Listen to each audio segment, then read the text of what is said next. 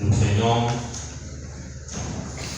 le livre de 1 Pierre au chapitre 4. Nous lirons du verset 12 jusqu'au verset 16. Et puis nous pourrons lire aussi le verset 19. 1 Pierre 4. Je dis: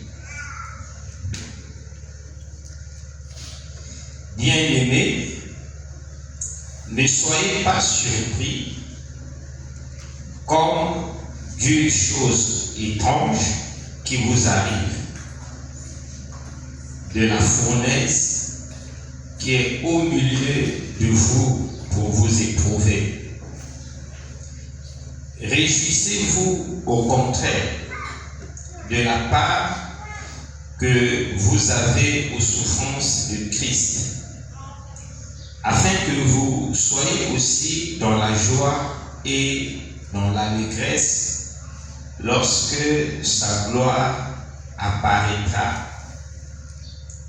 Si vous êtes outragés pour le nom de Christ, vous êtes heureux, parce que l'Esprit de gloire, l'Esprit de Dieu, repose sur vous. Que nul de vous, en effet, ne souffre comme meurtrier ou voleur ou malfaiteur ou comme s'ingérant dans les affaires d'autrui. Mais si quelqu'un souffre comme chrétien, qui n'en ait point honte, et que plutôt il glorifie Dieu à cause de ce nom. Je vais directement au verset 19. Ainsi que ceux qui souffrent selon la volonté de Dieu remettent leurs âmes au fidèle Créateur en faisant ce qui est bien.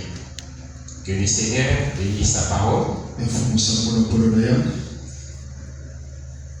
Le dimanche passé, nous avons commencé à parler d'un thème, le chrétien et les épreuves.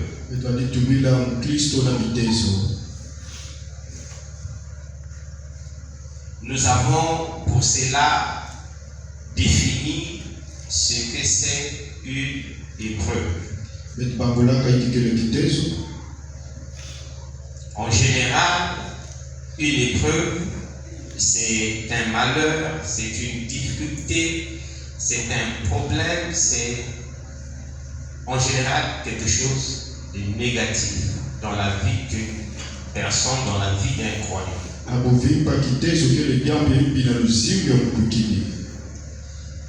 Et si vous faites encore attention au texte de Pierre qu'on vient de lire,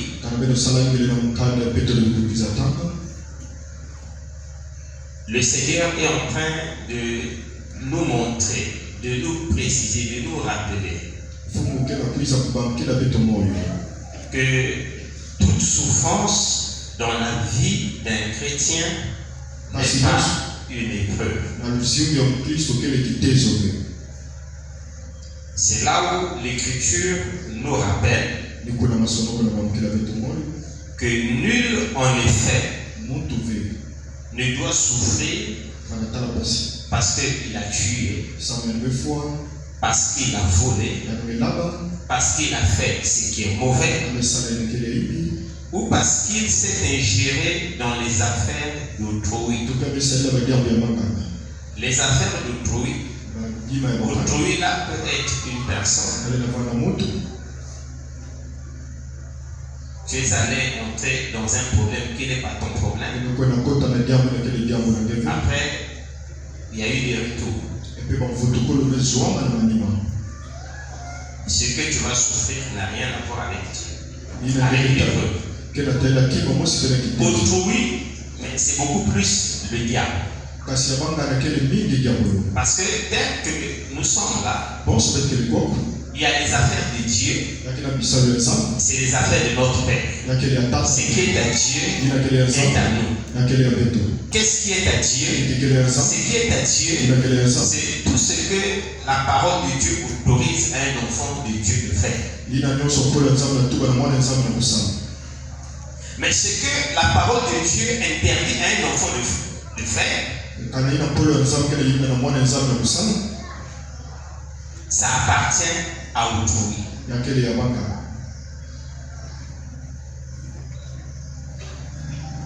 Et si tu t'ingères dans les affaires d'autrui, si on te voit faire ce que Dieu ne demande pas de faire,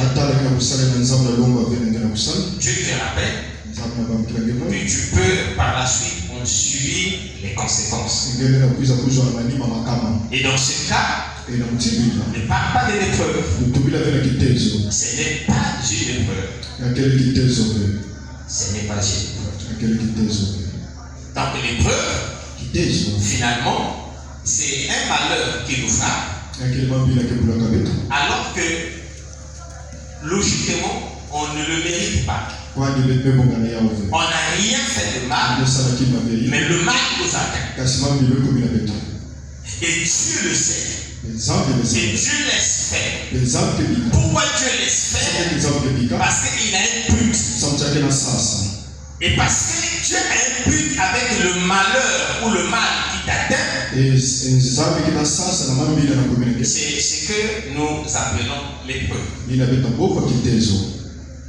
Gloire à Jésus. On a vu Job comme un modèle d'épreuve. Parce que ce qui avait frappé la vie de Job n'avait rien à voir avec un mauvais comportement de Job. Et nous nous sommes interrogés sur le but de l'épreuve dans la vie d'un croyant. Pourquoi un Dieu d'amour, un Dieu bon, peut-il permettre que les malheurs atteignent ses enfants? Nous avons cité 3 éléments. On a dit que Dieu permet des preuves pour vérifier que notre foi est authentique. Est-ce que nous prions par intérêt ou nous aimons véritablement Dieu? C'est-à-dire, dans le malheur comme dans le bonheur, nous allons continuer à croire. Dieu permet des preuves pour vérifier cela. Le deuxième but de l'épreuve, on a dit Dieu permet l'épreuve pour forger le caractère ou développer des vertus et compétences dans la vie d'un enfant de Dieu en vue des responsabilités ou d'une grandeur future. Dieu connaît ton lendemain. Et il sait ce que tu feras demain. Si ça demande des compétences, un caractère, Dieu va te faire passer par les épreuves pour te former, pour que le jour où tu seras là où il a déjà vu que tu seras, que tu ne puisses pas décevoir. On a cité les exemples, l'exemple de David, l'exemple de Joseph. On ne va plus revenir là-bas. Vous voyez que si nous ne voyons pas ce que la vie de David va être par la suite, on peut s'interroger sur les épreuves que David était en train de vivre. Si on ne lit pas l'histoire de Joseph jusqu'à sa fin, on ne peut pas comprendre pourquoi Dieu permet que ses frères le vendent. Pourquoi Dieu permet que la femme de Potiphar monte contre Joseph et que Dieu laisse cette injustice atteindre, frapper la vie de Joseph?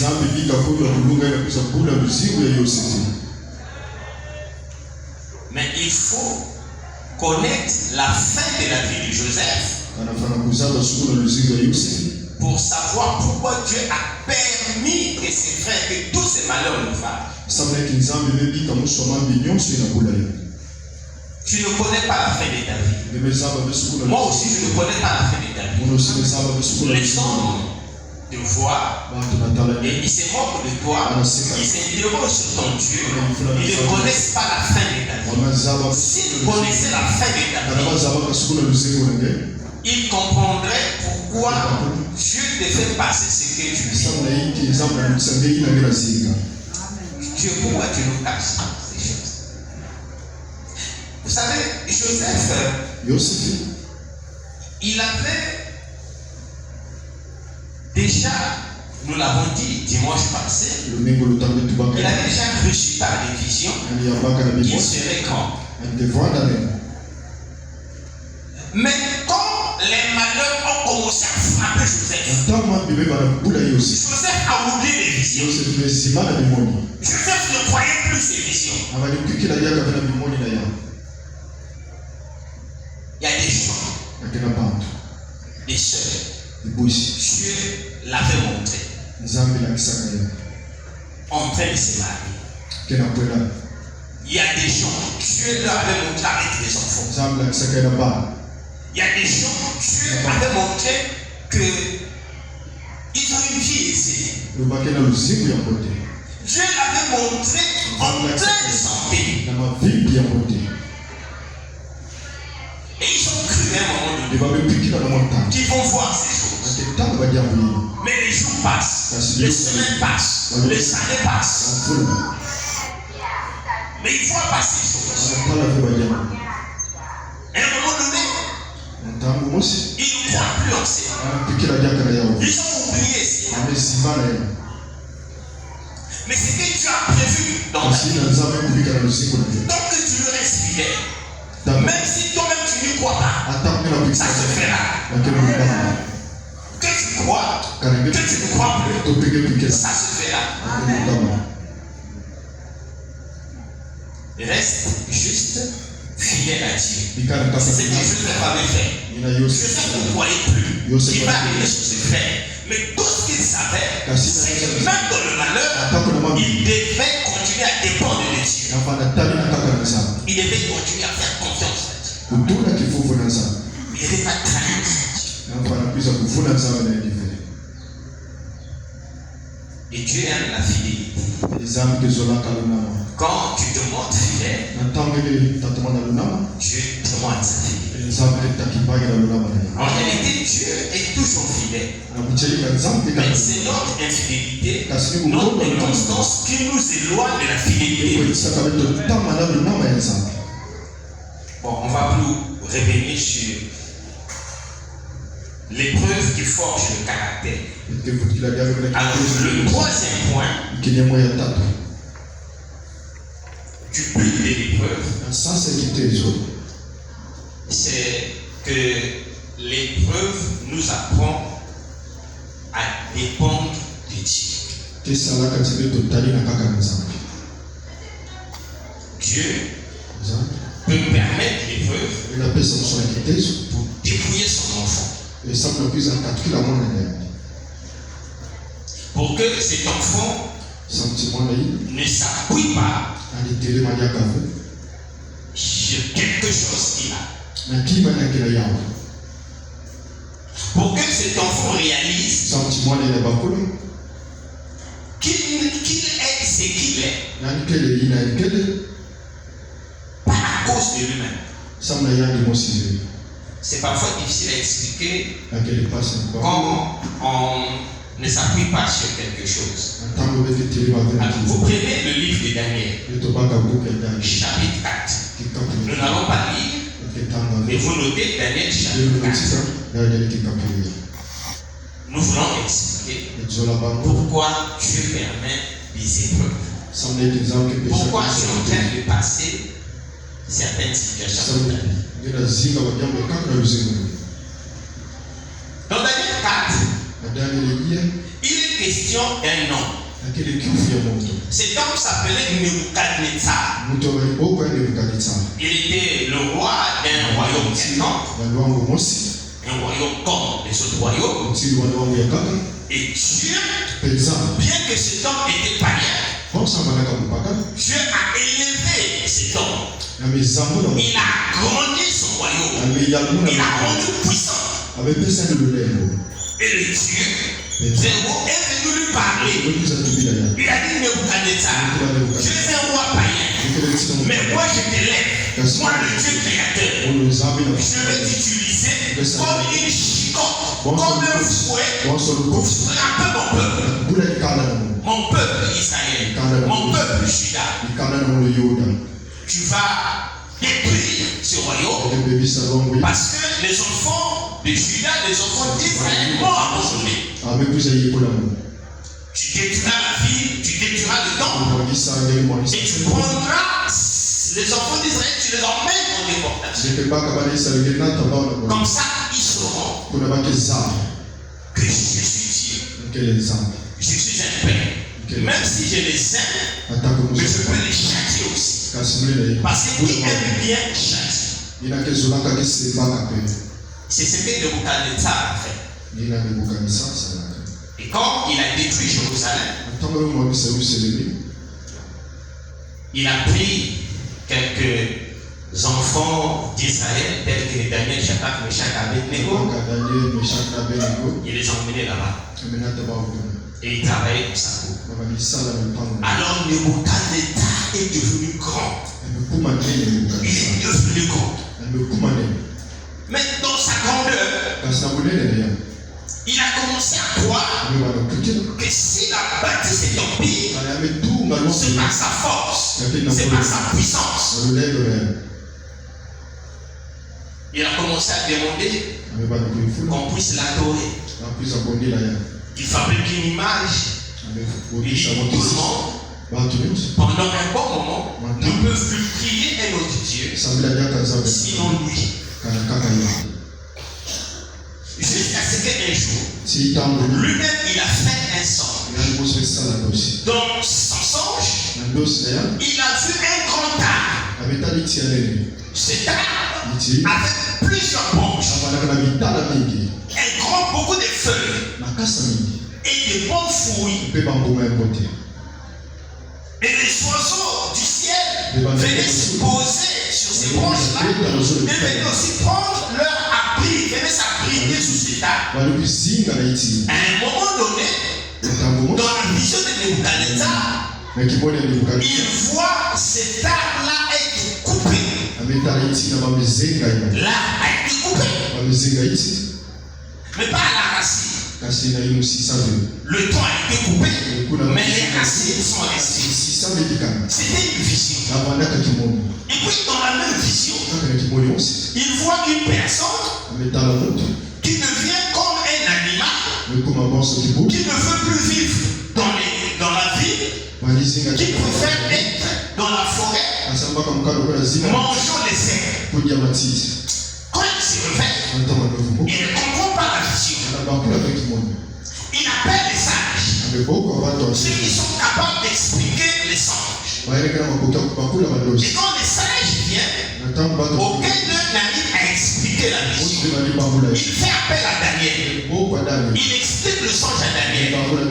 Daniel dit, ah roi, le songe que tu as vu là, c'était mieux que ce soit pour tes adversaires, pas pour toi. Le roi dit, n'aie pas peur, explique. Daniel va lui dire, roi Nebuchadnezzar, le grand arbre que tu as vu, c'est toi. Si tu as des grands branches, parce que ton royaume est tout un empire, il s'élargit dans le monde entier.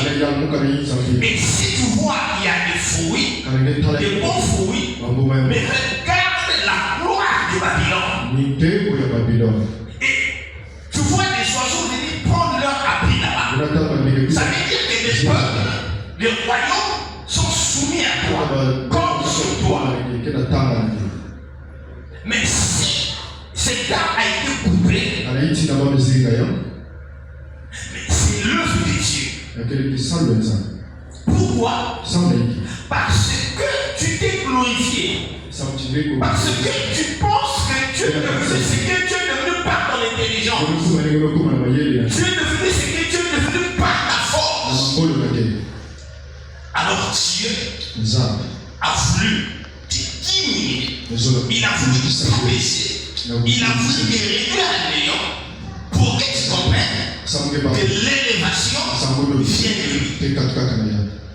Et donc, tu as vu une personne qui est devenue comme un animal. En fait, c'est toi. Si tu ne te réponds pas, si tu ne laisses pas ton orgueil, si tu continues à t'appuyer sur ce que tu es, tes compétences, tes qualités, ta beauté, tu vas voir ce qui va t'arriver. Nebuchadnezzar monte donc. Dieu lui a laissé 12 mois, toute une année, pour qu'il se répande. Il ne s'est pas répandu.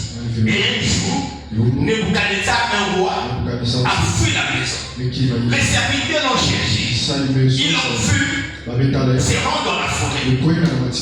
Et quand on voulait le ramener à la maison, il trouvait toujours un moyen de fuir la maison, mais il se retrouvait dans la forêt. Si on lui donne la nourriture, il ne peut pas manger la nourriture. Il préfère manger tout ce que les animaux mangent. Et c'était ces serviteurs et autres qui continuaient à diriger le royaume. Et il a passé 7 ans comme un animal. Mais comme cela venait de Dieu, Dieu n'a pas permis qu'une autre personne prenne sa place. Dieu gardait sa place jusqu'à ce qu'il reconnaisse qu'il n'avait pas agi et qu'il se répande.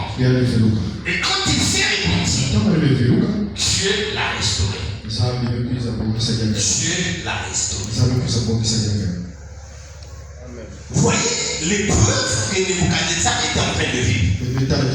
Les gens ne comprenaient pas ce qui arrivait. Daniel comprenait cela. C'est à qui le roi avait confié l'explication de Joseph. Et Daniel comprenait cela. Mais le grand monde ne comprenait pas. Je veux dire quoi? Parce que tu m'as dit, moi je ne suis pas Nebuchadnezzar. Moi, je ne suis qu'un simple citoyen. Je ne suis qu'un simple personne. Tu es peut-être dans un foyer.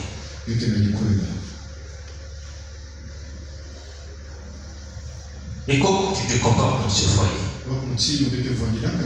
Comment tu te comportes vis-à-vis de ton mari? Comment tu te comportes vis-à-vis de ses parents? Vis-à-vis des amis, des proches de ton mari? C'est toi qui connais. Tu es convaincu tout simplement à cause de ta beauté. Ton mari ne peut pas t'échapper. Tu es convaincu parce que tu sais prendre ton mari. Moi je sais prendre mon mari. Tout ce que les gens font, c'est pour rien. Je sais prendre mon mari. Tu sais le prendre. Tu connais combien de femmes savent prendre un homme?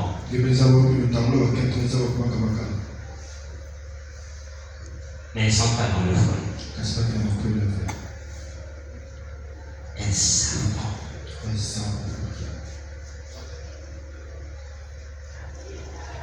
Et que l'homme arrive chez elle, même quand le sac ne pèse pas, il prend le sac. Même quand l'homme sait enlever ses habits, même la femme peut enlever la liste. Parfois elle met un peu d'eau chaude là, elle met un peu de thé pour mettre les pieds. Et souvent, celles qui le font, souvent, ce n'est pas des femmes qui sont dans le foyer. Souvent, c'est les deuxièmes, troisièmes femmes. Souvent, ce sont elles. Il y a des femmes qui savent vendre les mains. Elles ne sont pas comme vous. Il y a des femmes qui payent. Elles ne sont pas comme vous. Et toi, tu penses que tu es dans le foyer à cause de ta beauté. Tu peux même penser que tu es dans le foyer à cause de ton comportement. Si je suis dans le foyer, je sais que je ne suis pas plus belle que les autres femmes. Mais c'est parce que moi je me comporte bien. Oui, tu te comportes bien. C'est ce qu'on attend d'une femme. Mais est-ce que tu penses qu'ici on voit toutes les femmes qui ne sont pas dans un foyer? Tu peux mieux te comporter que les autres. Non. Quand tu es dans un foyer, c'est la grâce de Dieu. C'est la grâce de Dieu. C'est pourquoi n'abandonne pas Dieu à cause du foyer. Ne commence pas à utiliser le foyer comme un prétexte pour ne plus continuer à servir. C'est dangereux. Parce que ça voudrait dire que tu vas soutenir ton foyer par ton comportement, tu vas soutenir ton foyer par ta beauté, ainsi de suite. Dieu peut faire ce qu'il a fait à Nebuchadnezzar. Il peut te couper par la racine. Dieu peut envoyer ton mari. Quand il envoie ton mari dehors, mais ton mariage était comme un arbre, c'est coupé par la racine, parce que vous n'avez pas divorcé. Et papa, tu t'interroges. Mais papa, quelle est la façon? Malgré tout ce que je lui fais. Oui, parce que tu as compté sur tes efforts. C'est pourquoi, comporte-toi bien, mais recommande ton mariage à Dieu. Recommande ton mariage à Dieu. Vous ne savez pas. C'est que nous le sommes, nous rencontrons. Là où nous travaillons, là où nous allons.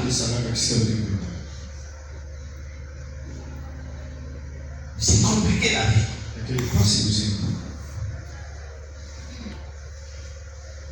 Nebuchadnezzar. Lisez Daniel chapitre 4. Il se promène. Il contente la grandeur de son royaume. Il dit c'est par ma force, c'est par ma puissance que ce royaume est bon. C'est moi. Il demande que les gens l'adorent. Tu les regardes. Nebuchadnezzar n'est pas sérieux. Comment il peut être donc ainsi?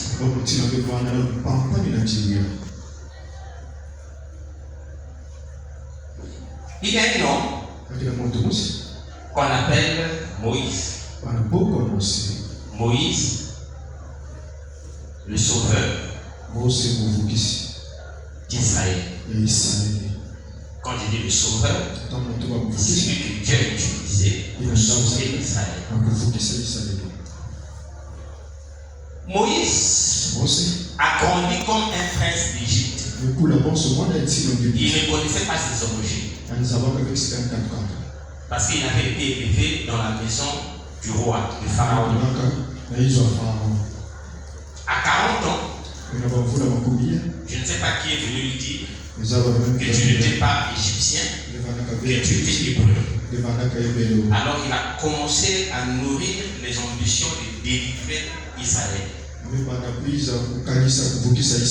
Alors il s'est appuyé sur la connaissance qu'il avait des Égyptiens.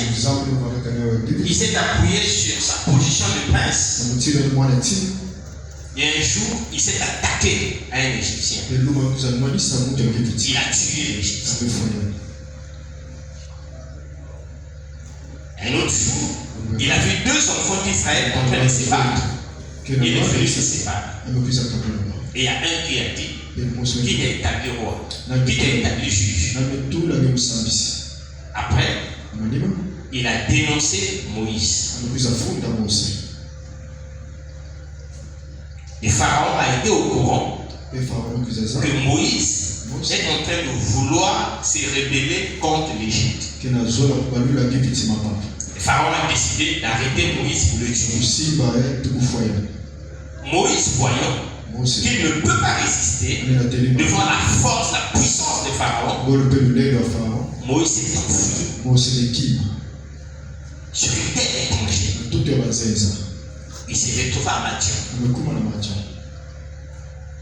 Et à Madian là-bas, il est devenu un simple berger. De prince qu'il était, il est devenu un serviteur du sacrificateur de Madian.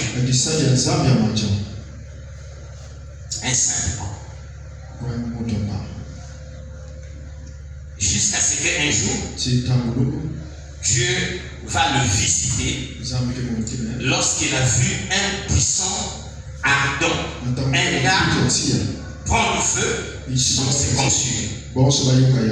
Et c'est là où Dieu va lui expliquer sa mission, c'est là où Dieu va le consacrer, Dieu va le doter de certains pouvoirs pour qu'il aille délivrer son peuple.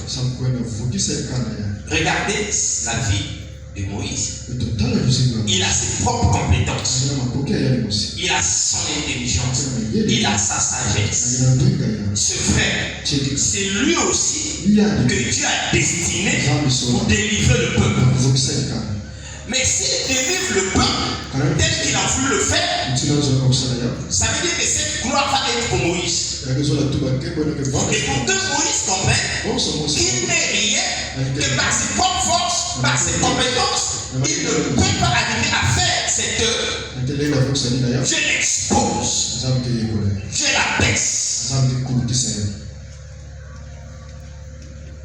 Pour qu'il apprenne à dépendre de Dieu. C'est pourquoi vous allez voir que chaque fois que Moïse s'est retrouvé devant Pharaon et que Pharaon refusait de faire partir le peuple, Moïse est retourné dans la prière comme pour dire à Dieu, moi-même je ne pouvais rien faire pour délivrer ce peuple, c'est toi qui m'as envoyé, j'ai fait ce que tu as voulu. Pharaon n'a pas laissé partir le peuple, je fais quoi?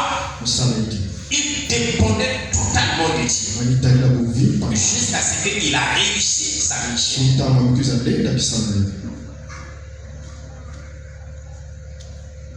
Il y a des gens, ils ont appris, mais jusque-là, ils ne trouvent pas de diplôme. Il y a des gens qui ont appris, mais jusque-là, ils sont à un certain niveau. Alors qu'il est un enfant de Dieu. Les enfants de Dieu ne sont pas des gens qui doivent forcément vivre dans la bassesse. Non. Quand vous regardez la Bible, vous allez voir comment Dieu distinguait ces enfants.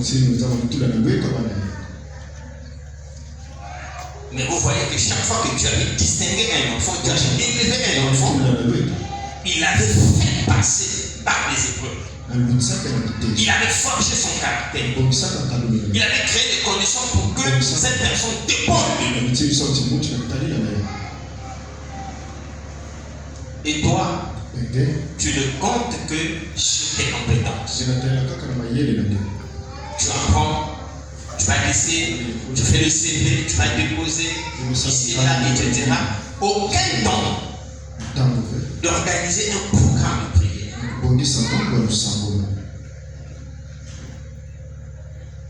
Tu crois que en lisant simplement ton CV, on va dépendre.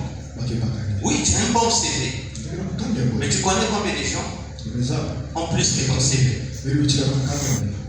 Tu connais? Oui, j'ai une expérience professionnelle. Les services imposent les gens qui ont une expérience professionnelle. Tu connais combien de gens qui ont une expérience professionnelle? Tu connais? Tu as quel diplôme? Tu as le BTS? Tu as la licence? Tu es ingénieur? Tu sais combien on touche que ça?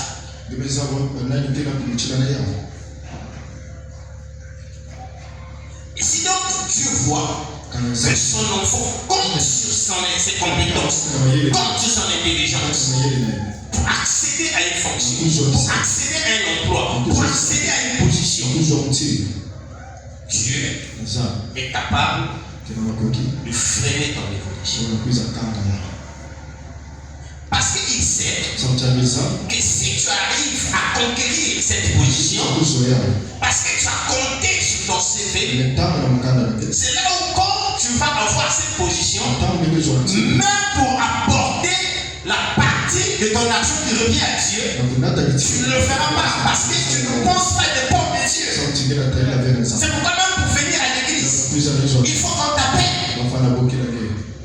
Il faut le suivi. Parce que tu crois que tu es à ce niveau par tes relations.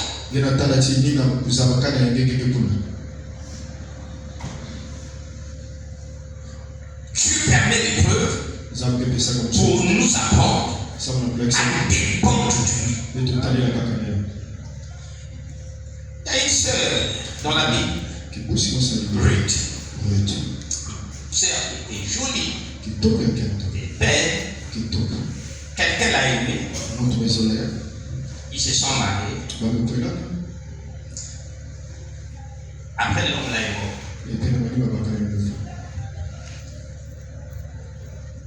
La belle-mère s'appelait Naomi. Naomi en question avait aussi un autre enfant, un autre fils, qui était aussi marié. Le fils là aussi était mort. Le mari aussi de Naomi était mort.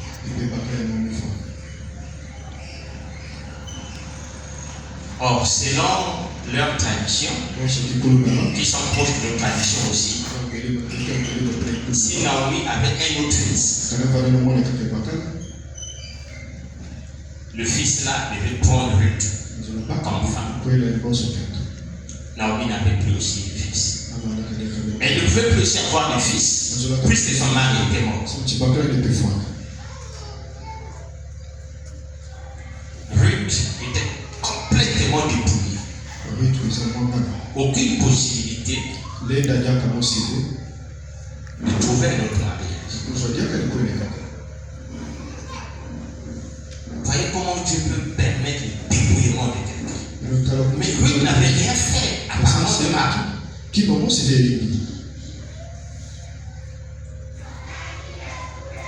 Mais Ruth n'a pas abandonné Dieu. Dans son célibat, il n'a pas abandonné Dieu. Malgré l'âge, il n'a pas abandonné Dieu. Malgré l'environnement, malgré le contexte qui ne peut plus lui permettre d'avoir un mari, elle n'a pas abandonné Dieu. Elle s'est attachée. Comme elle était même une femme étrangère, elle n'était pas juive. Naomi lui a même dit, arrête pour toi de continuer à me suivre.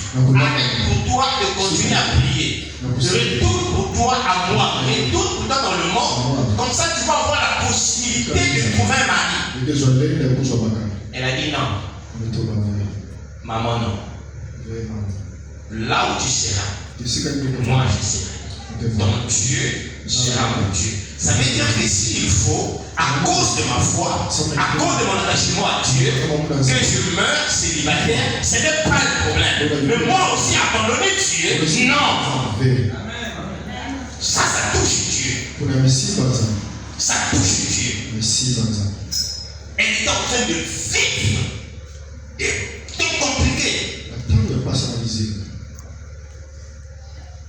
Sans avoir rien fait de mal. Mais parce que Dieu voulait la diminuer, la réduire à rien. Pour voir jusqu'à quel point elle peut compter sur Dieu. Et un jour, elles ont quitté moi pour retourner à Bethléem. Et là-bas, elle a continué à travailler comme moi. Mais comme Dieu est fidèle, Dieu a provoqué la rencontre de Ruth avec un homme qu'on appelle Boaz, un homme riche. Et la vie de Ruth a basculé. Elle était dans la poussière. Mais l'Écriture déclare de la poussière il retire le pauvre. Et le fiasco avec l'école. Ruth est devenue la femme d'un homme d'affaires, un homme riche. Elle s'était attachée à Dieu pas pour devenir la femme d'un homme riche. Mais elle voulait tout simplement dépendre de Dieu. Et Dieu aime ça. Quelqu'un dit, Dieu aime ça.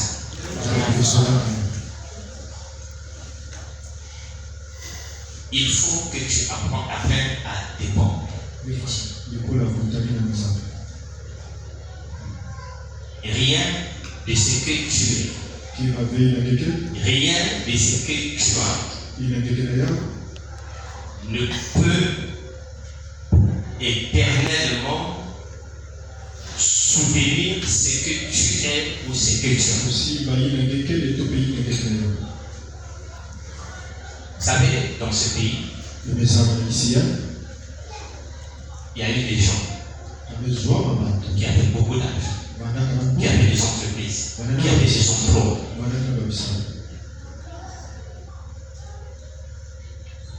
Il y a eu des guerres. Les entreprises ont été détruites. Les maisons ont été touchées. Quelqu'un qui était gros a été réduit. Je connais un homme. Il travaillait en mer. Quand les mouvements économiques là sont arrivés, beaucoup d'entreprises ont fermé. C'était quelqu'un, quand il revenait de la mer, il prenait des foules dans des carnets et autres. Pas d'économie. Il savait que 2 semaines après, il monte. On descend les foules. Pas d'économie. Il n'avait même pas de maison. Il louait des pleines maisons. Un orgueil. Et quand la société a fait, on leur a payé des droits. Ce n'était pas grand chose. Mais comme il n'était pas aussi habitué à bien gérer, il a refusé de tuer. Il a continué à louer des maisons chères dans l'espoir qu'une autre entreprise nous comprenne. Jusqu'à ce qu'on a sorti de la maison. Parce qu'il n'avait plus rien. Il a cherché à retourner chez les parents. Les petits frères avaient grandi. Il n'y avait plus de place là. Il a commencé à se disputer la chambre avec les petits frères. Et tout le monde lui manquait Dieu. Il a fait un AVC. Et il est mort.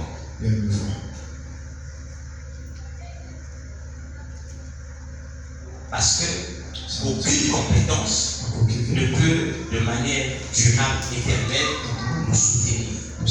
Tu ne sais pas ce qui peut arriver, c'est qu'un jour peut emporter. Tu dois compter sur Dieu. Tu dois dépendre de Dieu. Cet homme t'aime. Il peut ne plus t'aimer. Cette femme t'aime. Elle peut ne plus t'aimer.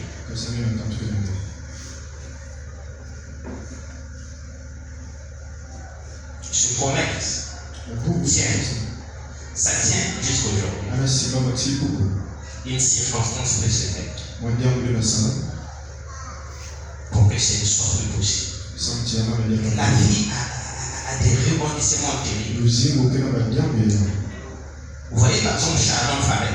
Chardon Farel était une entreprise florissante.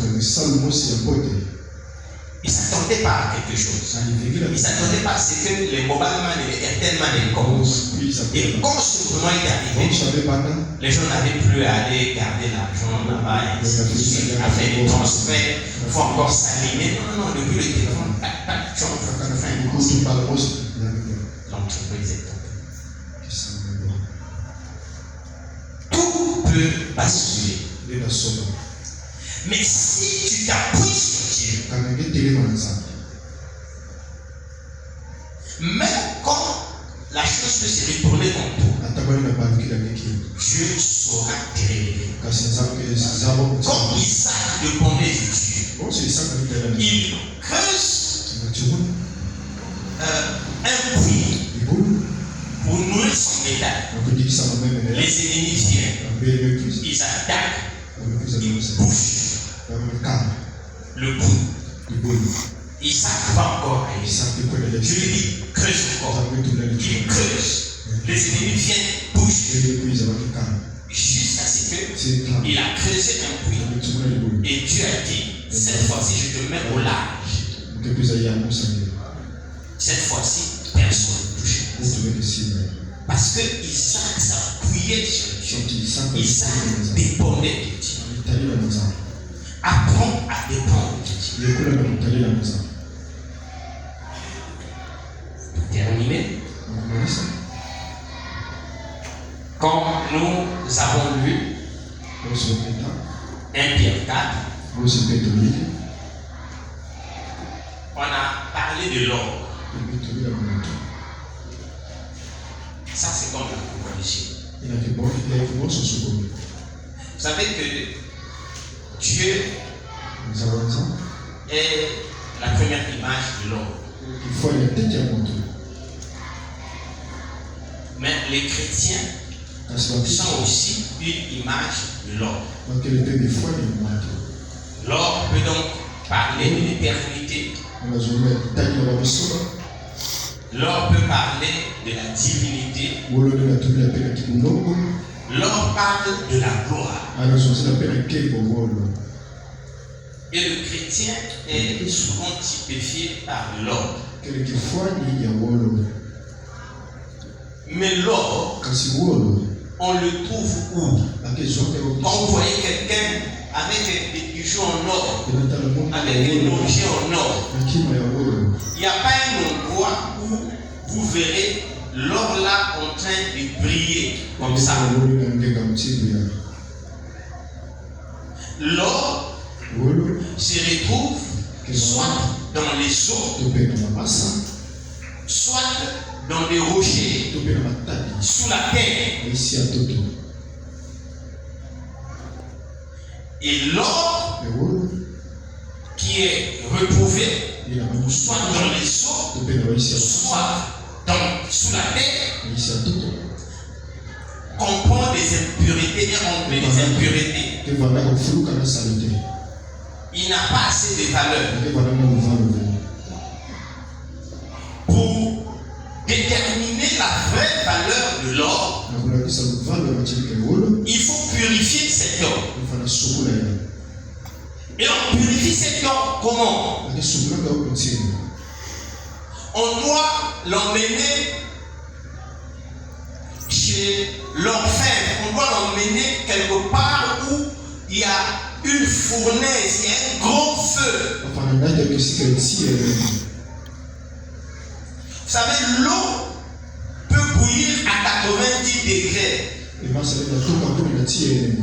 Mais j'ai vérifié, l'eau, pour se purifier, il faut le mettre à 1064 degrés. 1000 degrés.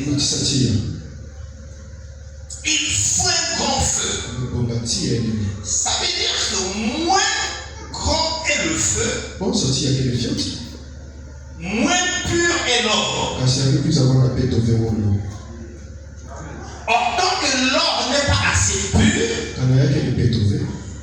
il n'a pas assez de valeur. Il y a des gens à Kakamweka, dans les environs ou dans d'autres endroits, qui vont chercher de l'or. Mais comme ce n'est que de l'or impur, non, ils ont 200 000 francs, ils ont 300 000 francs, ils ont 400 000 francs, ils sont contents. De les cas, ils vont prendre des trucs avec ça. Mais ceux qui achètent ça, l'or de 300 000, 400 000, quand ils l'ont purifié, de 400 000, ils peuvent avoir même 1 million. Ils peuvent avoir 2 millions, ils peuvent avoir 3 millions. Parce qu'eux, ils l'ont purifié. Ils ont enlevé les impuretés. Et l'Écriture nous dit, dans 1 était un cas que nous venons de lire là, que nous devons regarder les épreuves comme une fournaise où on fait passer l'or. C'est-à-dire que si l'or parlait, quand on prend l'or, on le met dans la fournaise. C'est vrai que l'or allait crier par le feu là, mais l'or ne s'inquiéterait pas parce qu'il sait qu'après avoir passé le feu, il va avoir plus de valeur. Comme l'or ne parle pas, on le met, on chauffe.